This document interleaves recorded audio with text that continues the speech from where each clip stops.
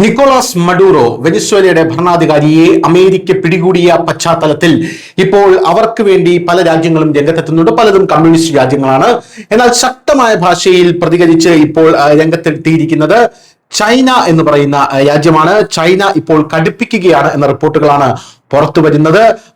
റഷ്യയും ഇപ്പോൾ സമാനമായിട്ടുള്ള രീതിയിൽ കടുപ്പിച്ചെത്തിയിട്ടുണ്ട് എന്നുള്ള റിപ്പോർട്ടുകളാണ് ലഭിക്കുന്നത്. സൈനിക ഇടപെടലുകളിലൂടെ ഒരു രാജ്യത്തിന്റെ വിധി നിർണ്ണയിക്കാൻ ആർക്കും അവകാശമില്ല എന്നാണ് റഷ്യ ഇപ്പോൾ കൃത്യമായി പറഞ്ഞിരിക്കുന്നത്. വെനിസ്വേലയുടെ പരമാധികാരത്തിൽ ഇടപെടാൻ ആർക്ക് എന്ത് അവകാശം എന്നാണ് ഇപ്പോൾ റഷ്യ അമേരിക്കയോട് ചോദിച്ചിരിക്കുന്നത്. വെനിസ്വേലയുടെ പരമാധികാരം സംരക്ഷിക്കാനുള്ള ഭരണകൂടത്തിന്റെ പോരാട്ടത്തിന് തങ്ങളുടെ പൂർണ്ണ പിന്തുണയുണ്ടാകും എന്നാണ് റഷ്യ ഇപ്പോൾ പറഞ്ഞിരിക്കുന്നത്. വെനിസ്വേലൻ പ്രസിഡന്റ് നിക്കോളാസ് മഡൂറോയെ ബന്ദിയാക്കിയ അമേരിക്കൻ സൈനിക നടപടിയെ റഷ്യ രൂക്ഷമായി വിമർശിച്ചു. പോരാത്തതിന് അമേരിക്കയുടെ ഈ നീക്കം അംഗീകരിക്കാനാവില്ലെന്നും അന്താരാഷ്ട്ര നിയമങ്ങളുടെ നഗ്നമായിട്ടുള്ള ലംഘനമാണ് ഇതെന്നുമാണ് റഷ്യ പറഞ്ഞത്. റഷ്യ അതോടൊപ്പം ഒരു കാര്യം കൂടെ കൂട്ടിച്ചേർത്തിട്ടുണ്ട്. അതായത് യുക്രൈനിലേക്ക് ഞങ്ങൾ യുദ്ധവുമായി ചെന്നപ്പോൾ അമേരിക്ക ഞങ്ങൾക്കെതിരെ ധാരാളം ഉപരോധങ്ങൾ ഏർപ്പെടുത്തിയിട്ടുണ്ടായിരുന്നു.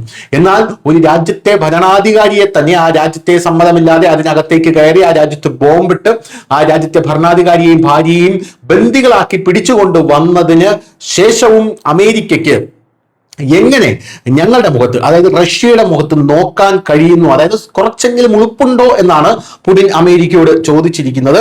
എന്തായാലും പുറത്തുനിന്നുള്ള സൈനിക ഇടപെടലിലൂടെ ഒരു രാജ്യത്തിന്റെ വിധി നിർണ്ണയിക്കാൻ ആർക്കും അവകാശമില്ലെന്നും റഷ്യ പറയുന്നുണ്ട്. സംഘർഷം കൂടുതൽ വഷളാകാതെ ചർച്ചയിലൂടെ പ്രശ്നപരിഹാരം കണ്ടെത്തണമെന്നും മേഖലയിൽ സമാധാനം ഉറപ്പാക്കാൻ ഐക്യരാഷ്ട്രസഭ അടിയന്തരമായി ഇടപെടണം എന്നുമാണ് റഷ്യ ഇപ്പോൾ ആവശ്യപ്പെട്ടിരിക്കുന്നത്. നേരത്തെ വെനിസ്വേല പ്രസിഡന്റ് നിക്കോളാസ് മഡൂറോയും ഭാര്യയും പിടികൂടി രാജ്യത്ത് നിന്ന് പുറത്തേക്ക് കൊണ്ടുപോയെന്ന് US പ്രസിഡന്റ് ഡൊണാൾഡ് ട്രംപ് വെളിപ്പെടുത്തിയിരുന്നു. തന്റെ സോഷ്യൽ മീഡിയ പ്ലാറ്റ്ഫോം ആയിട്ടുള്ള ട്രൂത്തിലൂടെയാണ് ട്രംപ് വെളിപ്പെടുത്തിയത്.